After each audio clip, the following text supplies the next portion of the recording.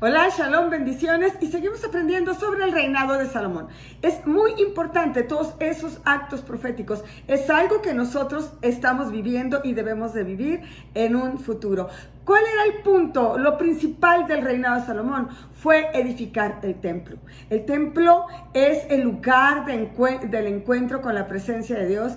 El templo significa, es el símbolo del reinado de Dios, es el símbolo de restablecer ese Edén de Dios, ese encuentro con Dios. Y Dios siempre dijo que Él quería que construyéramos un templo para vivir en medio de su pueblo, para vivir entre nosotros. Y eso es muy, muy importante. En el capítulo anterior explicábamos por qué es tan importante el lugar donde debería de establecerse el templo, el lugar donde el templo debería de estar. Y ahora si seguimos viendo, segunda de Crónicas 3, nos dice las características, todo lo que tenía el templo, todo era de oro, todo era de piedras preciosas, todo estaba cubierto de oro, era majestuoso, era hermoso.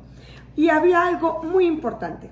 A la entrada del templo había dos columnas grandes de aproximadamente 16 metros. Eran dos columnas que estaban hechas no para soportar el peso del techo o el peso de algo. Estaban dos columnas como lujo, pero más que como lujo, como ejemplo, como profecía, como anuncio. Era lo más importante, el anuncio. Y en este capítulo te voy a hablar de esas dos columnas cubiertas de oro. Dice que una de las columnas se llamaba Boaz. ¿Quién era Boaz? Boaz era hijo de Salmón y Rahab. ¿Te acuerdas de Rahab? Rahab, aquella mujer que vivía en Jericó, que protegió a los espías del pueblo de Dios, y que fue ella y su familia salvas y se fueron a vivir con el pueblo de Dios, con los israelitas, cuando ellos derrotaron a Jericó, cuando se cayeron las torres, las murallas de Jericó. Ella era Rahab y se casó con Salmón. ¿Quién era Salmón? Salmón pertenecía a la tribu de Judá. Así que si esta columna se llama Boaz, representa a Judá, a la casa de Judá, representa a las dos tribus y es fortaleza, regocijo del rey, es una base, un fundamento.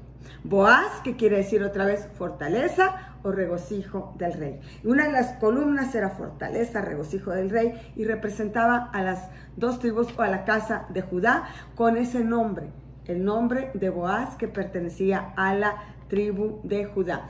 Déjame decirte que Boaz también, él se casó con Ruth, aquella mujer moabita que se vino con su suegra Noemí, y se casó y vino siendo abuela, bisabuela del rey David. Ahí no me acuerdo bien, si abuela o bisabuela, ¿sale? Ok, pero era de la misma descendencia, eran de la tribu de Judá.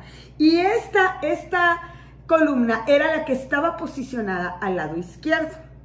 Al lado derecho estaba otra columna que se le llama Jaquín. Y Jaquín representa a las 10 tribus. Jaquín quiere decir, Dios establecerá su trono eternamente. Así que cuando nosotros sabemos de estas dos columnas, sabemos que está la fortaleza, el regocijo de Dios, que es Judá, los que nunca se han apartado de su Torá, de estar guardando su Torá, de mantener la Torá de Dios, pero también tenemos la columna de Jaquín, que Dios determina que establecer su trono eternamente. ¿Con quién? Con estas 12 tribus, estas dos columnas. ¿Y por qué te digo que Jaquín representa a las 10 tribus? Allá en Génesis 48:14, Jacob, cuando estaba bendiciendo a sus hijos, antes de morir, Jacob, cuando todavía estaba en Egipto, Jacob o Israel, llamó a José, y José vino con sus hijos, pues para bendecirlos antes de que muriera.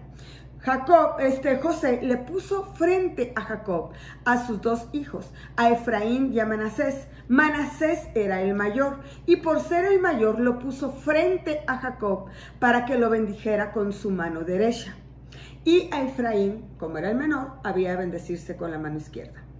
Cuando Jacob los iba a bendecir, cruzó las manos y le puso la mano derecha sobre Efraín y la mano izquierda sobre Manasés. No es que Jacob estuviera haciendo diferencias entre sus nietos. Era el acto profético que estaba haciendo Jacob. El acto profético el que indicaba que Efraín iba a ser toda una casa. Iba a ser toda una gran multitud, iba a ser la plenitud de las naciones que representa a las 10 tribus. Y al lado derecho está Efraín y Jaquín corresponde a esas 10 tribus.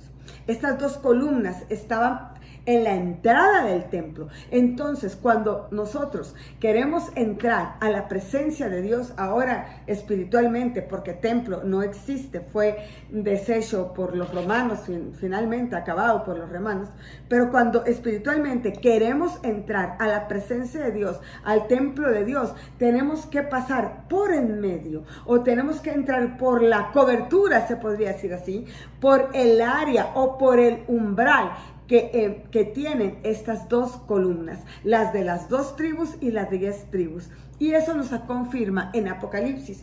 Apocalipsis dice que la Nueva Jerusalén tiene 12 puertas y en cada una de las puertas está escrito el nombre de cada uno de los hijos de Israel, que viene siendo lo mismo que de cada una de las tribus de Israel.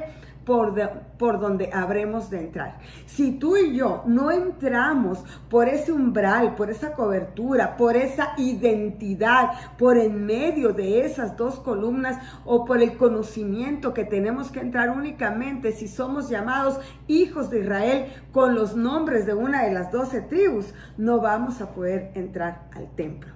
Espero haya sido clara con esto. Eso es lo que representan estas 2 columnas.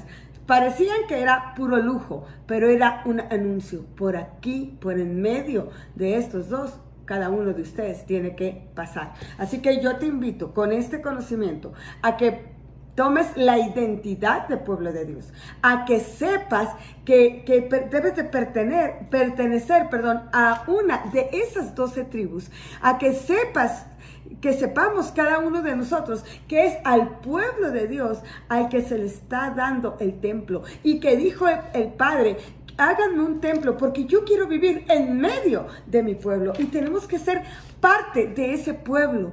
No hay ninguna puerta, no va a haber en la Nueva Jerusalén ninguna puerta con cualquier otro nombre que no sea cada una de las tribus. Te invito a que busquemos nuestra identidad. El templo nos trae identidad. Por eso el Padre ordenó que se edificara ese templo, para darnos identidad de pueblo de Dios y para saber que en cada momento que el Padre quiere habitar en medio de cada uno de nosotros. ¿Sale? Shalom.